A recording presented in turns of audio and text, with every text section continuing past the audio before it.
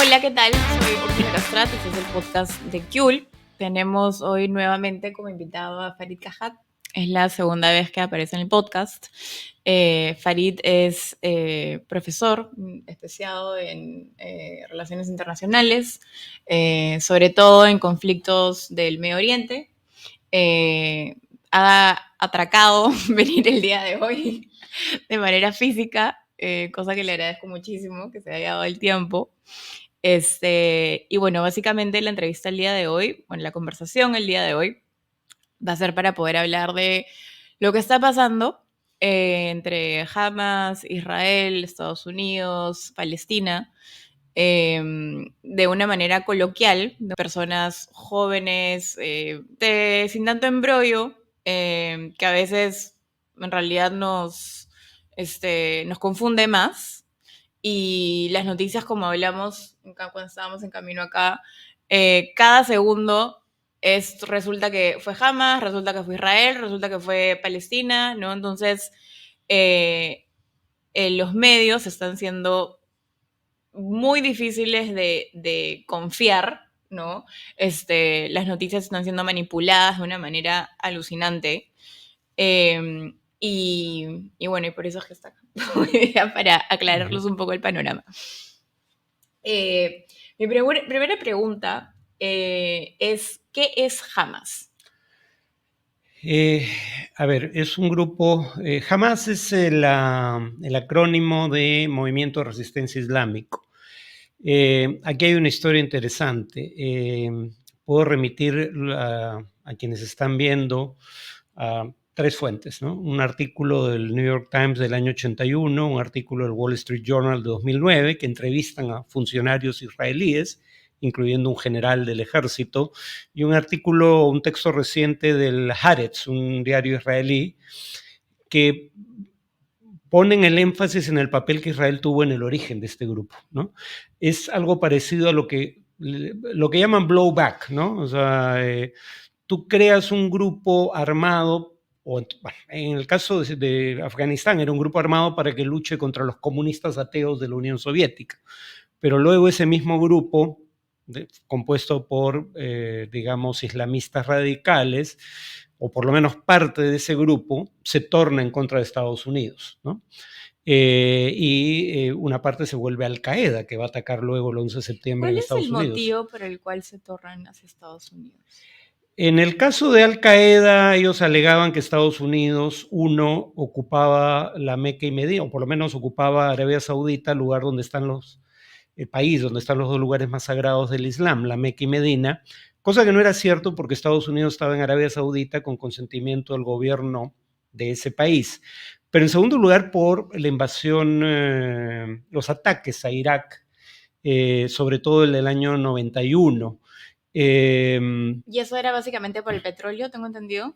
Es un factor. Digamos que, como decían algunos, si Irak en lugar de producir petróleo produjera olivos, probablemente no habría habido tanto interés. No es la única razón, pero es un factor. En el caso de Gaza y Hamas, Israel en un principio creyó que la llamada Asociación Islámica, que es lo que luego se va a convertir en Hamas, era una forma de dividir a los palestinos y sobre todo enfrentar a los religiosos contra el movimiento nacional palestino, que era fundamentalmente secular.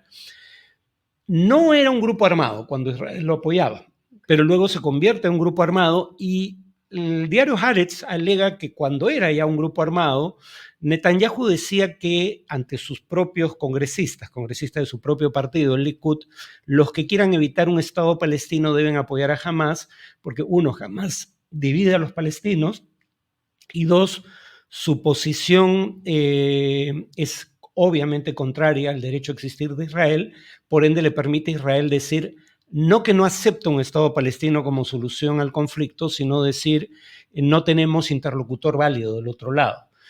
Ahora, siendo cierto que Israel tuvo una participación en el origen, jamás es la historia de Frankenstein. Construyes un monstruo que termina por adquirir vida propia y termina por atacar a civiles israelíes de manera brutal, como hemos visto, y criminal, aunque yo personalmente alegaría que la brutalidad de los métodos de Hamas visto en retrospectiva, es contraproducente para los propios palestinos, ¿no? Tú tenías un Israel dividido internamente por el intento de control del poder judicial del primer ministro Netanyahu. Tenías a Estados Unidos y la Unión Europea criticando una coalición de gobierno extremista en Israel y criticando el intento de controlar el poder judicial. Ahora tienes a los israelíes unidos contra los palestinos por lo que hizo Hamás, y tienes a Estados Unidos y en menor medida a la Unión Europea cerrando filas con Israel por lo hecho por Hamás. Esa era una de mis preguntas. ¿Cómo están distribuidos los poderes en Israel, Palestina, Egipto, Jordania? Israel es una república que tiene un gobierno elegido por voto popular. No es una monarquía. Pero es una república. Es una república y es un sistema parlamentario, es decir, quien tiene mayoría parlamentaria gobierna, ¿no? Okay. En este caso, Netanyahu tiene en este momento mayoría parlamentaria. El tema es, sin embargo, que siempre tuvo leyes distintas para sus propios ciudadanos según si eran judíos o no. Por ejemplo, la ley de Estado-Nación establece que la colonización judía del territorio es un objetivo del Estado israelí que hay que promover y solo el pueblo judío tiene derecho a la autodeterminación en Israel. ¿Por qué eso es problemático? Por dos razones obvias.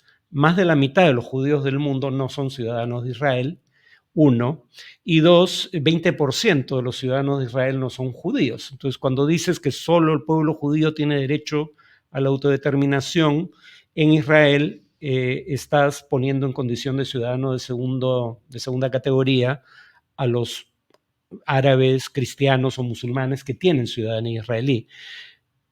Y eso en cuanto a los que tienen ciudadanía. En Jerusalén, la población nativa palestina tiene derecho de residencia, pero no tiene ciudadanía israelí. Si salen mucho tiempo de Israel, pierden el derecho a residencia. Y los palestinos que viven bajo ocupación israelí, virtualmente bajo las leyes israelíes, no tienen derechos. Pero ellos consideran que su Estado es una democracia. En el caso de los territorios palestinos, lo que hay que tener aquí en cuenta son dos cosas. La ONU dice claramente en resoluciones del Consejo de Seguridad de las Naciones Unidas, que son de cumplimiento obligatorio, que Israel es una potencia que ocupa ilegalmente Cisjordania, Jerusalén Oriental y Gaza. Hay un régimen de ocupación militar ilegal bajo el derecho internacional y los asentamientos que Israel construye para exclusivamente ciudadanos judíos de Israel en territorios que expropia o confisca, en realidad no tiene derecho a expropiarlos, a sus legítimos propietarios palestinos son ilegales. Esas son las resoluciones 242 y 446 del Consejo de Seguridad de la ONU. Entonces, no hay un Estado palestino más allá de una ficción jurídica. O sea, sí se ha formado uno que es reconocido internacionalmente, pero es un Estado cuyo territorio está ocupado por otro Estado. Gaza sigue siendo considerado territorio ocupado bajo el derecho internacional porque es Israel quien controla las conexiones de Gaza con el resto del mundo por aire, mar y tierra. Ya, me queda un poco más claro. ¿Cómo funcionan los poderes en ese estado, ¿no? Gaza se encuentra exactamente en la parte sur de Palestina, ¿no? Sí. Algo que me parece sumamente importante que debemos resaltar es de que no todo Israel es 20% de ciudadanos israelíes no son judíos. Entonces, es como en una comparación, es como decir de que todos los peruanos son cristianos católicos, cuando no es así. Claro, decir el Estado de Israel es un Estado donde solo el pueblo judío tiene derecho a la autodeterminación sería como decir que solo los peruanos católicos son ciudadanos de pleno derecho. Sería algo equivalente, sí. Esa comparación me parece importante porque creo que deja más claro que Israel es un país, o sea, creo que una cosa es el territorio y otra cosa es la religión, ¿no? Eso me parece importante aclarar. Bueno, Estados Unidos tengo entendido que es aliado de Israel desde hace muchos años. Lo que vi hoy fue que en el año 91 la ONU hubo un comité que se realizó en Estados Unidos y que ahí se decidió esta división entre Palestina e Israel. No, 1947.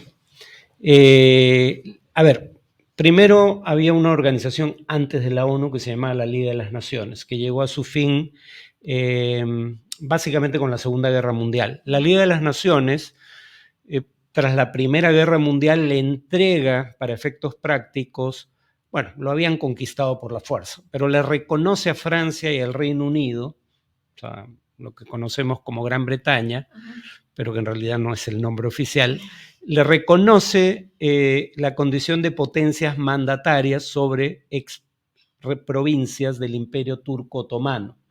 Entre ellas le reconoce al Reino Unido Palestina como mandato británico. O sea, ¿qué cosa era un mandato? El Reino Unido debía administrar temporalmente Palestina hasta que la población nativa estuviera en condiciones de ejercer el derecho a la autodeterminación.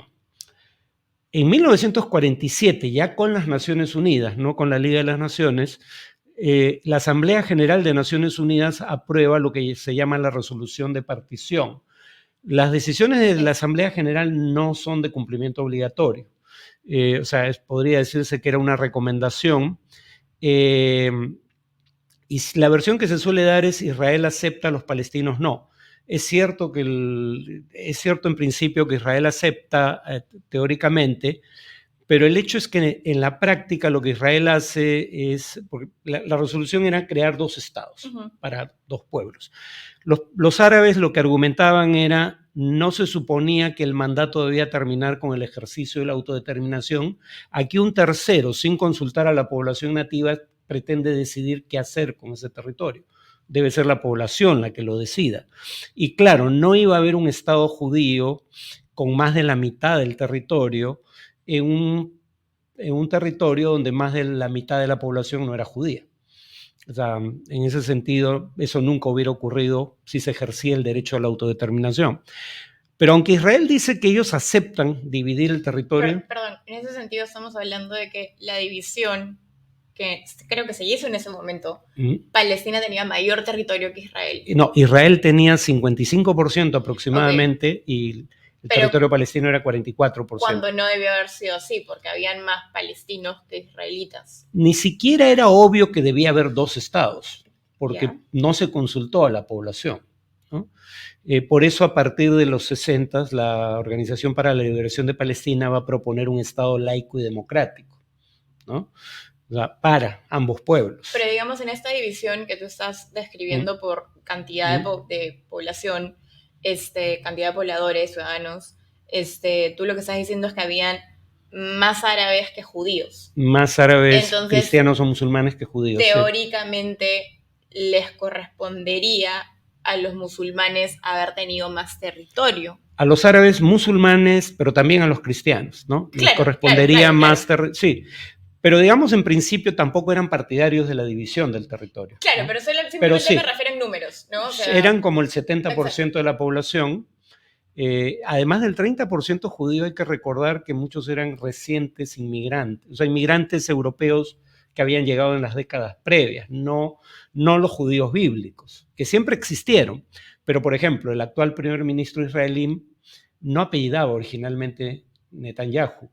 Su abuelo hebraizó el apellido, que originalmente era Mileikowski, porque su abuelo era polaco, como los primeros gobernantes israelíes nacieron en Ucrania o Polonia, no en Palestina. Entonces eran una minoría, pero además una minoría compuesta en gran proporción por inmigrantes recientes. Paréntesis, como Fujimori, que nunca fue peruano, es más japonés que el sushi. Bueno, pero eran de religión judía, sí, eran de religión judía. Y bueno, el tema es que Israel alega que ellos sí aceptaron la resolución de partición, pero de inmediato empiezan a capturar por la fuerza territorio de lo que debió ser un Estado palestino. Y además hay un autor israelí, judío israelí, Avi Shlaim, que tiene un libro llamado The Politics of Partition, que documenta, en parte con documentos desclasificados israelíes, que hubo negociaciones entre Israel y Jordania para repartirse el Estado palestino, ¿no? Y Israel captura la mitad de lo que debió ser un Estado palestino en 1948. El resto de lo que debió ser un Estado palestino es ocupado por Jordania y Egipto, que tampoco permiten su creación. Y en 1967 Israel se ocupa el resto del territorio que según la ONU debe ser un Estado palestino. Y eso es lo que desde 1967 la ONU llama territorios palestinos ocupados. Volviendo a la primera parte de la pregunta, Estados Unidos siendo el aliado Israel siendo el aliado número 1 de Estados Unidos, perdón, llegó también una pregunta por Instagram, ¿no? Que dice, ¿por qué Estados Unidos protege a Israel? Estados Unidos también mandará ayuda a los palestinos, es cierto. Y o sea, ¿qué es lo que gana? ¿Qué le brinda Israel a Estados Unidos para ese apoyo? Me parece que es plata, corrígeme si me equivoco. Pero ¿qué es lo que ganan ambos países? A ver, no siempre fueron aliados, ¿no? Claro, sí, obvio. Por ejemplo, en 1956 hay una invasión del Sinaí egipcio, una invasión conjunta del Reino Unido, Francia e Israel, y Estados Unidos presiona a sus propios aliados para que abandonen territorio egipcio. La alianza se forja hacia 1967, donde Israel demuestra en la guerra de ese año que era una potencia militar de primer orden. Y que además era un país políticamente estable. ¿Por qué esto último es importante? Porque también era un aliado estadounidense el régimen del Shah en Irán, el autoritarismo del Shah en Irán, pero ese régimen colapsa tras la revolución iraní de 1979 y de repente Irán, que había sido hasta ese momento un aliado norteamericano, se convierte en un enemigo de Estados Unidos. Entonces Israel es políticamente estable, nadie preveería que algo así pueda pasar en Israel, pero es una potencia militar, es uno de los 10 mayores exportadores de armas del mundo, es un fabricante de armas. En su momento Alexander Haig, que fue secretario de Estado, es decir, ministro de Relaciones Exteriores de Estados Unidos, decía que Israel era un portaaviones insumergible, no podía ser hundido, que hacía que Estados Unidos no necesitara desplegar más fuerzas de las que ya tenía en Oriente Medio, porque parte del, digamos, propósito de resguardar los intereses estadounidenses en Oriente Medio podía hacerlo Israel por Estados Unidos. Son un aliado militar. Y por otro lado está el tema del lobby pro-israelí. Aquí no hay que caer en teorías conspirativas del tipo los judíos lo controlan todo en Estados Unidos. Lo que hay que recordar es que en Estados Unidos el proceso de toma de decisiones en muchas áreas es relativamente descentralizado. Tú no necesitas influir en todo tipo de políticas, necesitas influir en las políticas que te interesan. Es como el lobby cubano-americano que ha logrado mantener sanciones durante más de 60 años, sanciones que claramente no han funcionado porque han empobrecido a los cubanos sin propiciar un cambio de régimen político, que era su propósito. Lo mismo con la Asociación Nacional del Rifle. En algunas encuestas, no he visto encuestas recientes, pero en el pasado en algunas encuestas más del 80% de los estadounidenses quieren mayor control en la venta de armas. Pero eso no se aprueba, pese a que la gran mayoría está a favor, porque en ese tema específico, quien más influye en el Congreso es la Asociación Nacional del Rifle. El lobby pro-israelí es algo parecido a estos dos ejemplos. Que es gringa, la Asociación Nacional del Rifle. El lobby pro-israelí tiene mucha influencia en la política de Estados Unidos hacia Oriente Medio, en particular hacia Israel. No es que lo controlen todo. Y no es un lobby judío, porque hay una proporción minoritaria pero creciente de los judíos estadounidenses que es crítica de la ocupación israelí de territorios palestinos, sobre todo los jóvenes judíos estadounidenses, pero en todo caso el dinero no está de ese lado de la comunidad judía, por lo menos en cuanto a donaciones de campaña, sino del lado de AIPAC, que es la principal organización del lobby pro-israelí, pero también hay un lobby pro-israelí que no tiene que ver con el judaísmo, que es el de los, por ejemplo, cristianos evangélicos, que por razones meramente utilitarias apoyan a Israel. Ellos creen que el triunfo de Israel es la condición de posibilidad para la segunda llegada del Mesías y el Armagedón del final de los tiempos, momento en el cual los judíos o se convertirán al cristianismo o, si siguen siendo judíos, se condenarán al infierno. O sea, esta gente es antisemita, pero pro-israelí. Sí, básicamente. Plenamente religioso. Sí. Y bueno, y en lo que te preguntaban acá, y bueno, era por qué Estados Unidos protege a Israel, Estados Unidos también mandará ayuda a los palestinos, si es que es cierto. Han anunciado, pero para que se vean las diferencias, ¿no? Estados Unidos cada año entrega a Israel desde Obama, porque antes era menos, 3.800 millones de dólares de ayuda, sobre todo ayuda militar, 3.800 millones. Lo que va a entregar a Gaza para alimentos son 100 millones de dólares.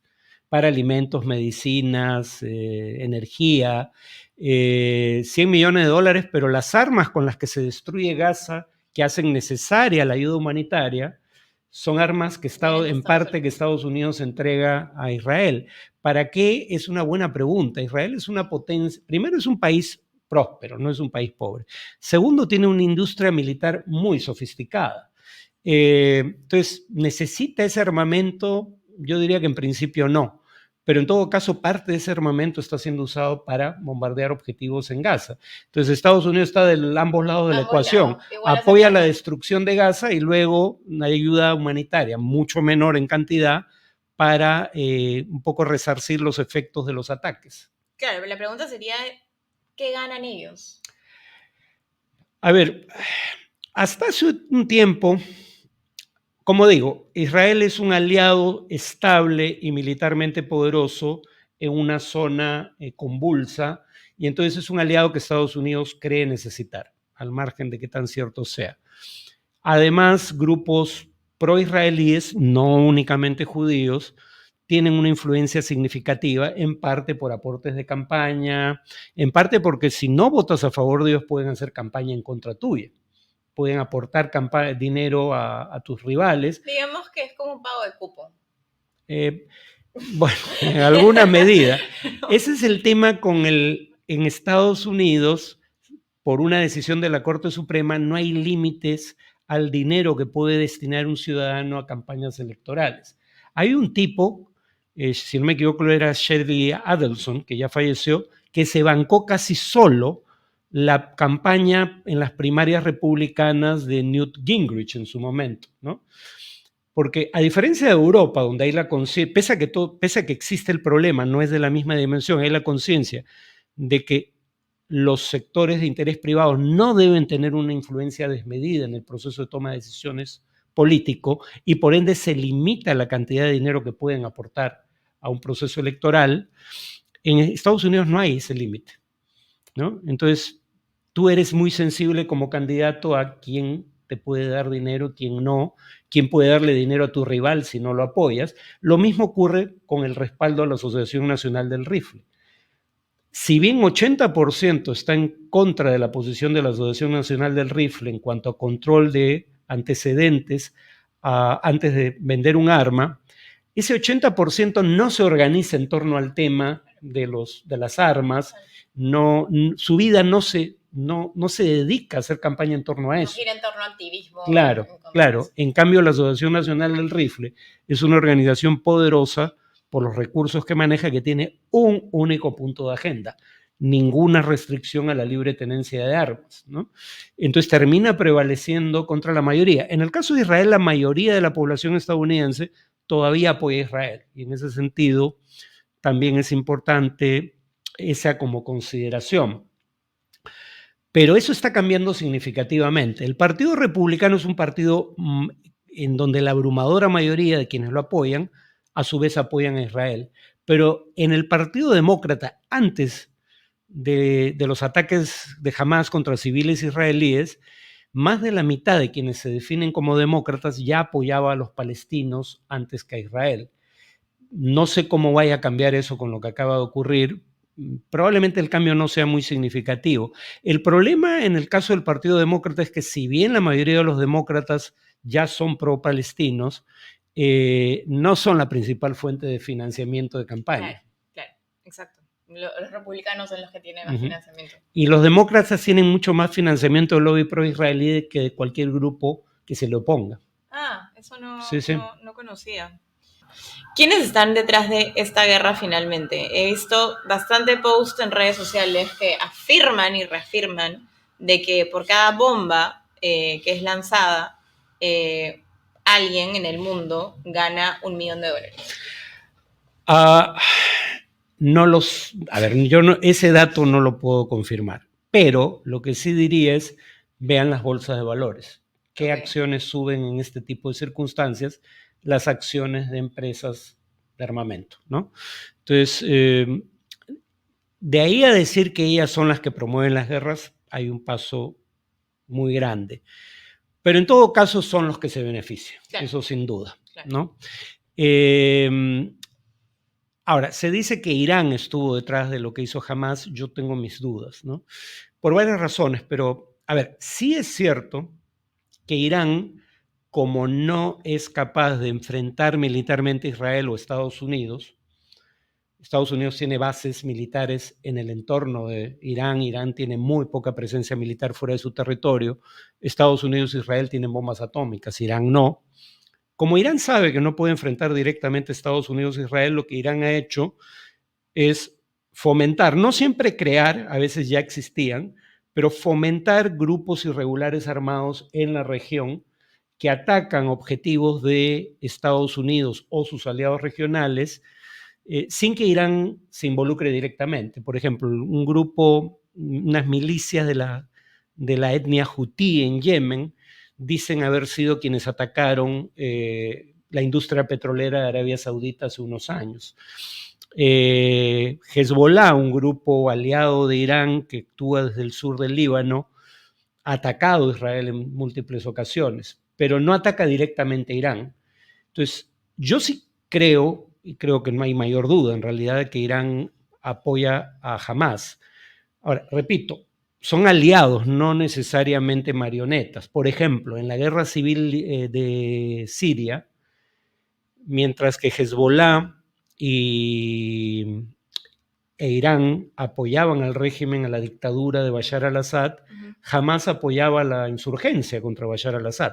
No es que estén alineados en todos los temas, pero sí son aliados, y sí es cierto que Irán financia y arma a Hezbollah, aunque parece que le da partes y planes digamos, para construir los cohetes que utiliza, pero no queda claro, y Estados Unidos alega que no hay evidencia de ello, que Irán haya estado detrás de estas acciones de Hamás, que por el demencial grado de brutalidad que tuvieron, era previsible que iban a provocar el tipo de acciones indiscriminadas por parte de Israel que estamos viendo en Gaza. Una de las otras preguntas que relacionada a las armas nucleares que llegó era que es sabido que Israel tiene armas nucleares. ¿Se sabe de algún momento en donde los israelíes en sus varias guerras plantearon usarlas? No, porque durante las guerras que teóricamente al menos podían haber puesto en riesgo la existencia de Israel fueron guerras con estados, y no hay ese tipo de guerras desde 1973. Las guerras contra Hezbollah en el Líbano o contra Hamás, suponiendo que puede llamarse guerra, porque no hay dos ejércitos, solo hay uno.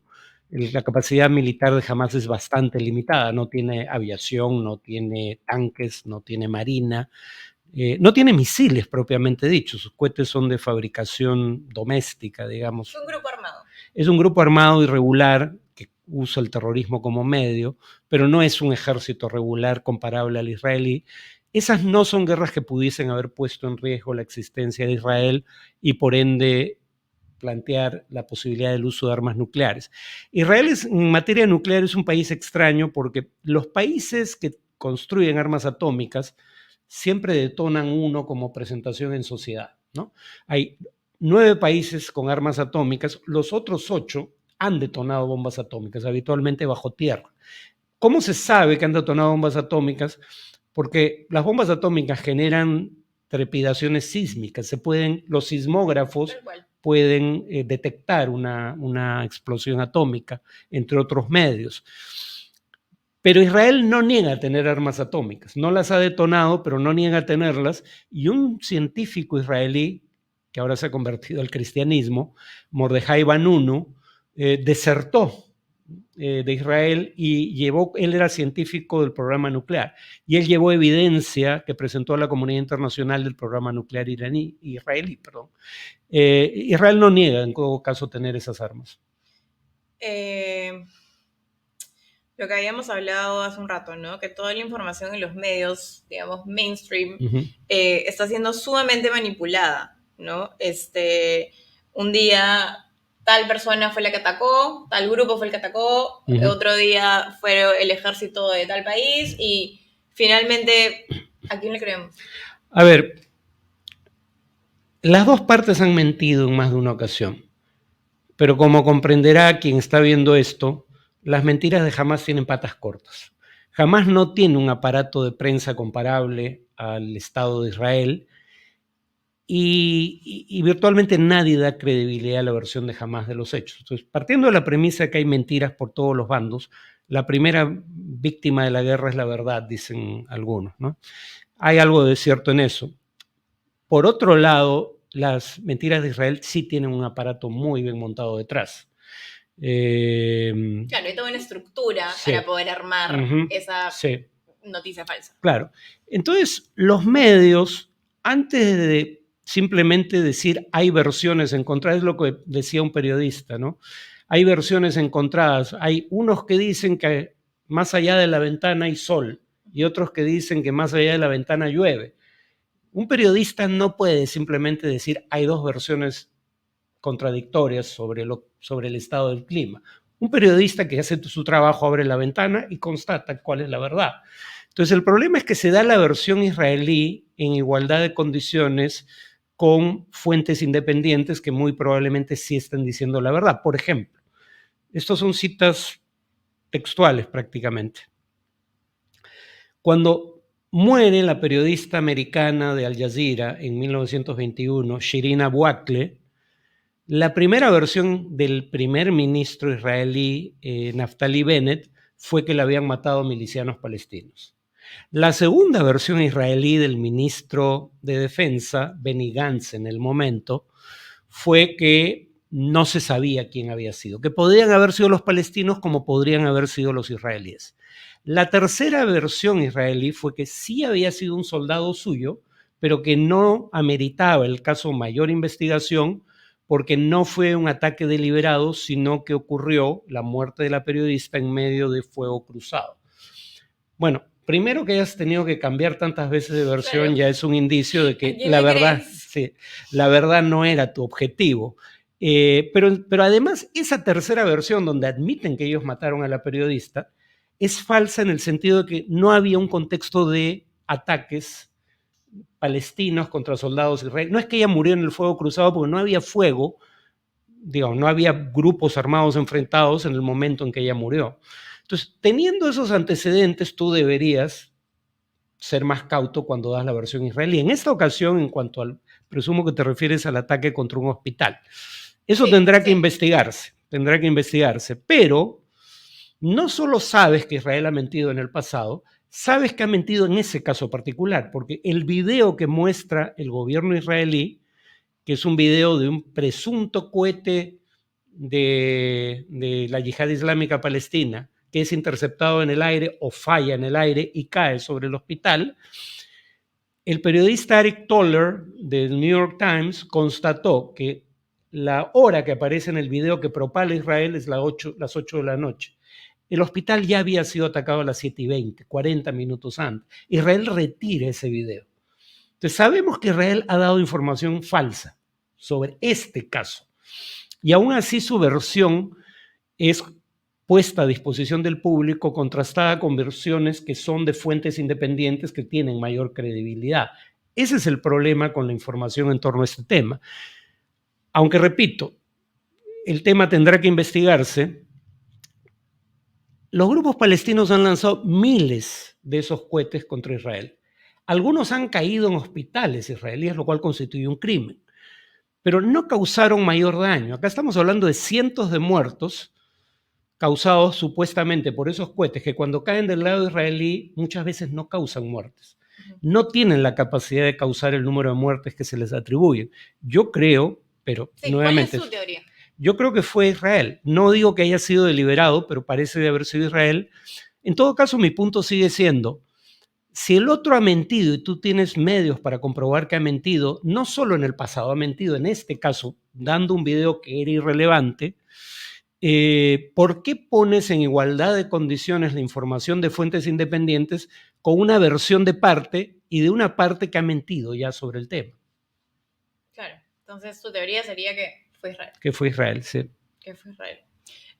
Bueno, como te comentaba cuando estábamos en camino al estudio, yo soy de un colegio, bueno, mi verdadero apellido es Leví, judíos sefarditas, tengo familia que es palestina, pero yo fui criada en un colegio católico, y bueno, nos hacían leer la Biblia, particularmente el Nuevo Testamento, pero obviamente también pasajes del Antiguo Testamento. En la Biblia hay varios pasajes de profetas que advierten sobre que básicamente Dios les dice, ¿no? Va a llegar el Mesías y si ustedes no lo siguen, no lo reconocen como mi hijo, no lo siguen, no, o sea, es decir, no se vuelven al cristianismo, ¿no? La tierra en la que viven arderá y arderá por miles, millones de años, etcétera, etcétera, etcétera. Entonces, a mí personalmente es algo que me llama mucho la atención, porque más allá de que la Biblia esté basada en hechos reales o irreales, o que sea literatura, ¿no? Es algo que finalmente ha sucedido, ¿no? Yo no diría que es producto de una maldición bíblica, entre otras razones porque este conflicto de hoy en día es un conflicto que tiene 100 años, pero sí. A ver, la paradoja es la siguiente, ¿no? Hay esta versión sobre la animadversión que tendrían los musulmanes hacia judíos y cristianos. Probablemente tu familia en Israel y mi familia en Cisjordania, tu familia es de origen judío, me dices, mi familia es de origen cristiano. La prueba de que esa animadversión no es tal es que nadie puede discutir un hecho fundamental. Durante 1300 años, ininterrumpidos prácticamente, hubo incursiones mongolas, pero hubo básicamente 1300 años de dominio árabe y musulmán sobre la Palestina histórica. Y después de esos 1300 años de dominio árabe y musulmán, seguía habiendo judíos, seguía habiendo cristianos, mantenían su religión, mantenían sus propiedades. Nadie los obligó a convertirse, nadie les confiscó sus tierras por ser de otra religión. Entonces, no es cierta esta versión de enemistades ancestrales. Los judíos han sido, y eso es algo comprobable, históricamente los judíos han sido mejor tratados en países de mayoría musulmana que en la Europa cristiana, ¿no? Hasta hace 100 años. Básicamente, sí. Claro. Pero mi punto es, esto tiene que ver con nacionalismos que son fundamentalmente seculares en origen, porque se dice... Ahora la versión israelí es decir, bueno, pero con Hamás no se puede negociar porque para ellos la religión es fundamental y por su visión religiosa de las cosas no aceptan que Israel exista. Sí, pero el conflicto empezó casi 50 años antes de que surgiera Hamás, ¿no? 750.000 palestinos fueron forzados a marchar al exilio en 1948. No había Hamás en esa época. 1967 Israel captura Gaza, Jerusalén Oriental y Cisjordania. No existía Hamás. Hamás recién surge en 1987. El movimiento nacional palestino hasta ese momento era secular y mayoritariamente de izquierda. De hecho, había grupos marxistas-leninistas que eran ateos. Todavía los hay. Y el movimiento nacional judío era secular. Eran judíos de izquierda que no eran particularmente religiosos los que fundaron Israel. Entonces, no había la religión como un factor fundamental. Era tan secular el movimiento nacional judío, el sionismo, que en algún momento se consideró la posibilidad de que el Estado judío se cree en otro lugar que no fuera la Palestina histórica, porque el propósito fundamental no era cumplir con un precepto bíblico del regreso del pueblo elegido a la tierra prometida, sino era proteger a los judíos del antisemitismo, y eso daba igual donde estuviera el Estado. El punto es que hubiera un Estado con su propio ejército para proteger a los judíos. Claro, claro. Quiero aclarar que en esta entrevista yo no estoy defendiendo ni a los judíos ni a los palestinos, creo que Farid tampoco. Defiendo los derechos de los palestinos bajo el derecho internacional y el derecho internacional humanitario en favor de ambos pueblos. Exacto. Igual, ¿no? Creo que en una guerra nadie gana, ¿no? Y como decíamos también en camino acá, si al final del día alguien quiere, un presidente quiere, Biden se quiere coger a pistolazos con Putin, que vayan y como cowboys que se maten entre ellos, pero ¿por qué tienen que haber tantas muertes inocentes? O sea, eso es lo que ambos condenamos, en lo cual no nos parece estar de acuerdo en lo más mínimo, ¿no? Provengamos de donde provengamos. Los civiles nunca son un blanco legítimo, punto. No solo es un tema ético, el derecho internacional humanitario lo establece así.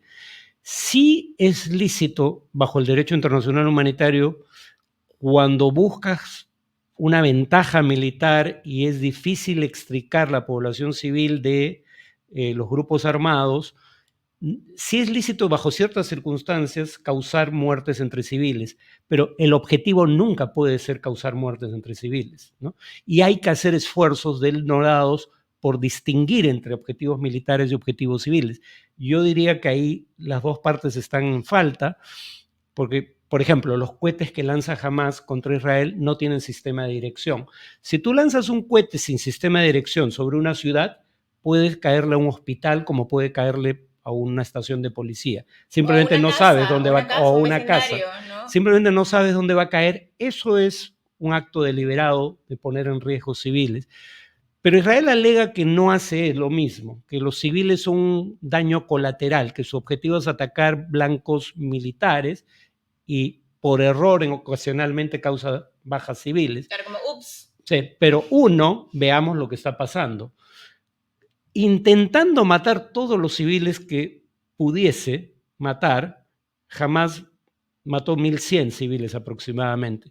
Israel supuestamente está buscando evitar bajas civiles y ha matado más de 4.000 palestinos, más de la mitad de los cuales son civiles. Históricamente ese es el patrón. Siempre han muerto muchos más civiles palestinos que civiles israelíes.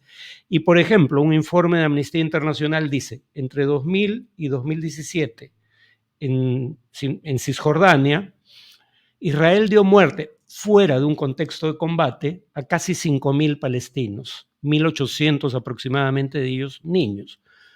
Y Amnistía Internacional añade, no tenemos conocimiento de un solo soldado israelí que haya ido preso por causar una de esas muertes. Entonces, si tú matas casi 5.000 civiles fuera del contexto de un intercambio de fuego y nadie va preso, esa impunidad es en sí misma una prueba de que para ti matar civiles palestinos es lícito. Bueno, yo quiero aclarar también que tengo familia palestina, tengo amigos que viven en Palestina, tengo amigos que viven israelitas, tengo familia que vive en Israel, y si bien es cierto todo lo que dice Farid, creo que, de nuevo, ¿no? Lo que también repites, las muertes de civiles, o sea, no tienen razón de ser. No. Por ejemplo, ahora Israel le ha pedido a 1.100.000 palestinos que abandonen sus hogares para ir al sur de Gaza, donde también está bombardeando. Entonces, donde no hay alimentos, porque Israel no permite el ingreso de alimentos, medicinas, agua. El ministro, y acá, cuando se dice Israel y Hamas tienen estándares distintos, no, falso. Los dos actúan con una mentalidad criminal. Hamas dice cosas como la siguiente: los civiles israelíes eligen a los gobiernos que nos oprimen y sirven en el ejército que nos ocupa. Por ende, son un blanco legítimo. ¿Qué dice el presidente de Israel? Que no es de la extrema derecha. Dice, no es cierto, o sea, la nación entera, respecto a los palestinos, dice, la nación entera es responsable. No es cierto que los civiles no sabían o no participaron. De ahí a decir que los civiles son un blanco legítimo hay solo un paso, y estás hablando de todos los civiles de Gaza. El ministro de Energía israelí es más explícito. No entrará agua o comida a Gaza hasta que jamás no libere a los rehenes.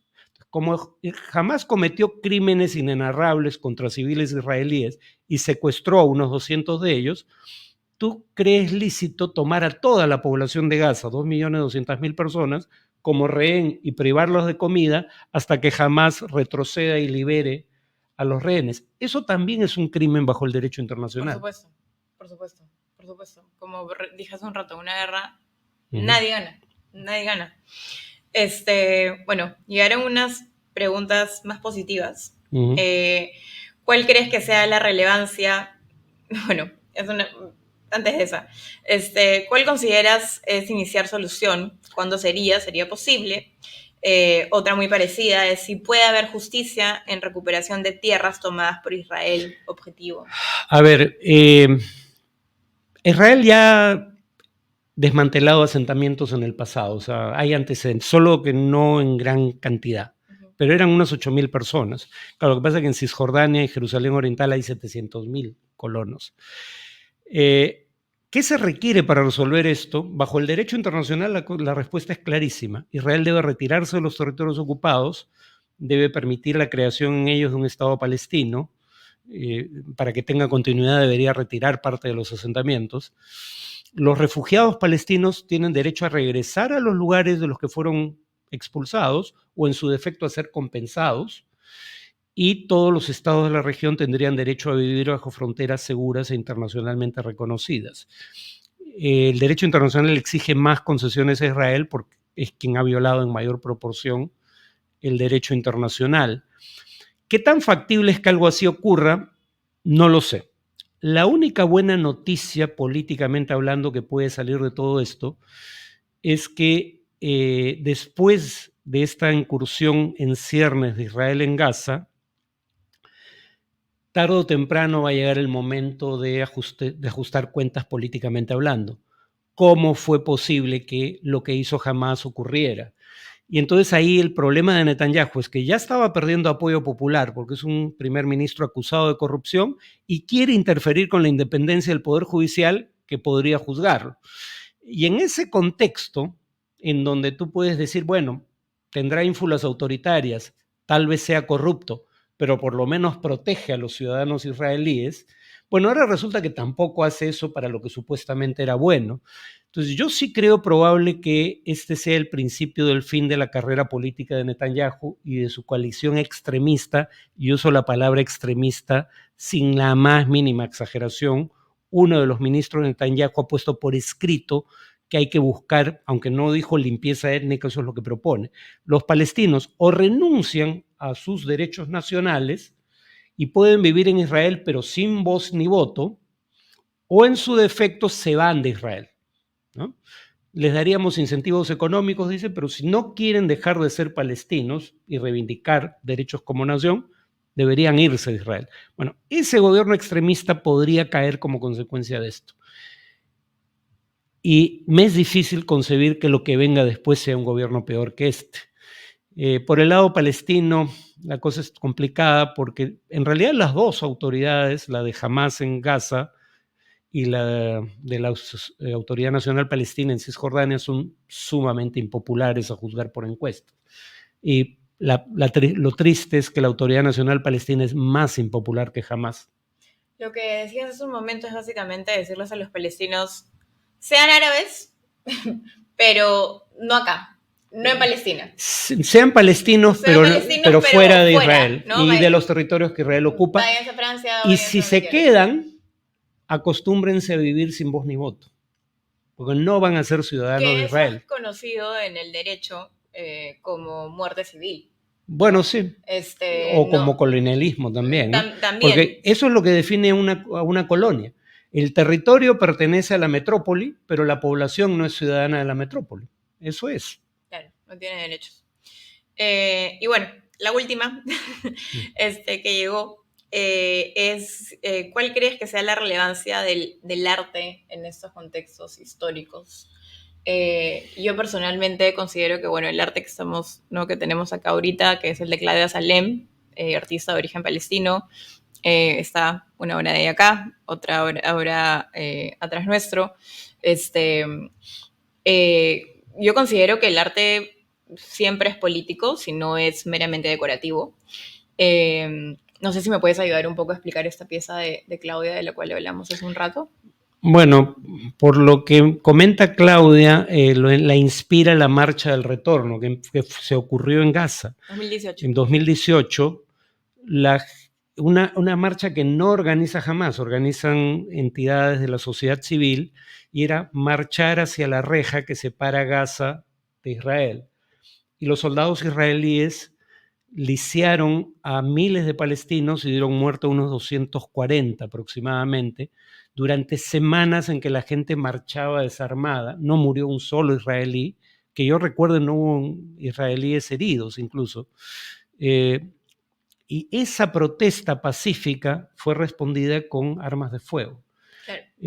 Como se puede ver en la obra, es una persona que está tirando una piedra, ¿no? Mientras cae, ¿no? Es lo único que tiene para defenderse, ¿no? O sea, lo están apuntando con un rifle, con una pistola, con lo que sea, y lo único que esa persona tiene para defenderse es coger una piedra del piso. Esa fue una protesta pacífica. Los sumos se lanzaron piedras, no hubo disparos del lado palestino. Jamás sí usa la violencia, claro, eso no hay vuelta de hoja. Pero esto no fue jamás, y no eran milicianos armados, claro, e igual se les disparó, ¿no? Comprenderás pues, que el arte palestino no es abstracto, es figurativo y es muy terrenal, porque la opresión es omnipresente y no hay forma de que eso no se manifieste. En todo caso, uno de los héroes nacionales palestinos es un poeta, Mahmoud Darwish, ¿no? Cosa que no es muy habitual. Y claro, el arte es lo que grafica para la eternidad las atrocidades de la guerra, ¿no? Muchos sabemos del bombardeo nazi contra un pueblo, si mal no recuerdo, en el País Vasco, por el cuadro de Picasso, Guernica, ¿no? Sin Guernica, ese hecho histórico probablemente habría pasado desapercibido para la mayoría de nosotros, ¿no? El arte es lo que lo inmortaliza, y además es lo que representa el sufrimiento de quienes padecieron ese bombardeo. El arte palestino está muy marcado por esa experiencia. Ahora, el arte israelí también, habría que decir que en el medio artístico, digamos, en lo que no es el mainstream de la sociedad israelí, la comunidad LGTBI, por ejemplo, la proporción de judíos israelíes críticos de la ocupación es bastante más alta que el promedio, y algunos artistas israelíes también grafican esa situación a través de su obra. Claro. Bueno, es no solo en las artes plásticas, ¿no? Es en canciones, poesía, diferentes tipos de manifestaciones, literatura, para sacar por dentro el sufrimiento y lo que están viviendo, ¿no? Lo que se vivió en ese momento. Es parte del duelo, ¿no? Es parte del duelo y es parte de, como dices, algo importante para que cuando todo esto pase, la historia quede ahí, ¿no? Quede ahí de alguna manera, si es que algún grupo de poder no quiere eliminarla, pero no sé, algo para eliminarla, pero la historia queda ahí, ¿no? Bueno, Farita, en realidad te has pasado por esta clase magistral para millennials de todo lo que está pasando en el conflicto de Gaza, israelita, Palestina. Comparto 100% de lo que has dicho, y creo que un poco como hemos hablado en esta conversación, ¿no? Hay que ser muy cautelosos y cuidadosos sobre los medios que consumimos y sobre los videos, ¿no? Hay que contrastar información, no quedarse con una sola fuente. Contrastar información de distinta orientación política, información de distinta procedencia, porque los medios occidentales, su información está demasiado influida por la posición de los gobiernos occidentales. En ese sentido, medios como Al Jazeera son un contraste necesario, claro, medios que no vengan claro, el punto es que estamos hablando de medios públicos en muchos casos. Los medios públicos europeos son mejor que los medios privados, en mi opinión. France 24, la BBC, PBS en Estados Unidos son mejores que los medios privados habitualmente, ¿no? Deutsche Welle. Claro.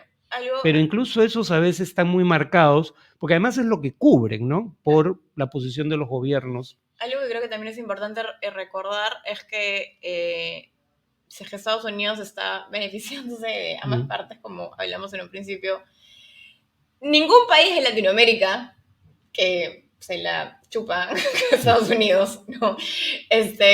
Va a, digamos, contrastar o hacer el research, ¿no? Al menos que sea un medio independiente. No creo que un medio mainstream latinoamericano se atreva a darle la contra a los medios estadounidenses.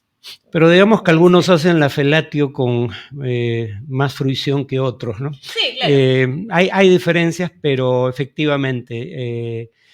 Es que además, a ver, con toda honestidad, sección internacional como una sección importante del medio, Argentina, España, y paras de contar, ¿no? Bueno, tal vez en Brasil, pero confieso que no reviso mucho medios brasileños, porque aunque se entiende el portugués, me cuesta, ¿no? Pero medios de habla hispana, en donde los periodistas tengan opinión propia y no sea un mero reflejo de la posición de los propietarios, uno, y dos, en donde los periodistas tengan conocimiento especializado del tema, exacto. Argentina, España, paras de contar, ¿no? Claro, exacto. Y creo que eso es muy importante que eso quede claro para no estar compartiendo en redes sociales cualquier cosa, pasando cadenas de WhatsApp, que al final lo único que generan es más confusión. Como dije yo en un post que hice ayer, esto no es un partido de fútbol. O sea, no es Perú-Argentina, no es, ¿no? Es un tema extremadamente delicado que tiene que tratarse con esa delicadeza. Y al compartir cosas que tú no sabes si es que son realmente verídicas o no, estás contribuyendo al caos. Exacto. ¿No? Nuevamente, muchísimas gracias por haber estado con nosotros. Y bueno, nada. Bueno, Farid también tiene un podcast propio. Es con el grupo Comité de Lectura, el podcast se llama Escena Internacional.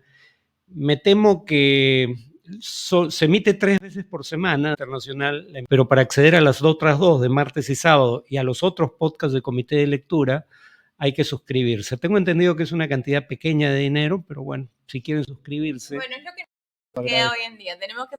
Ayer tuve que pagar $1 por leer un artículo del New York Times, pues $1 al mes. Pero claro, todo suma, ¿no? Y hemos migrado del papel a lo digital y lamentablemente los medios y los periodistas tienen que seguir comiendo, ¿no? Bueno, eso. Quienes quieran seguir informándose sobre Gaza, Farid ya salió en todos los medios de comunicación, amigos y por haber peruanos, pero Hoy iba a ser mi primer día sin dar entrevistas, pero aquí estoy. Gracias, de verdad. Pero digo, si quieren seguir informándose, pueden seguirlo y bueno, estar pendiente de su podcast y próximas entrevistas que vaya a dar. Nuevamente, muchísimas gracias, Farid. De nada. Gracias a todos por sintonizar. Espero que esa entrevista les haya aclarado el panorama. Y bueno, nada, esperemos que todo acabe pronto y que la paz sea lo que prevalezca. Ojalá.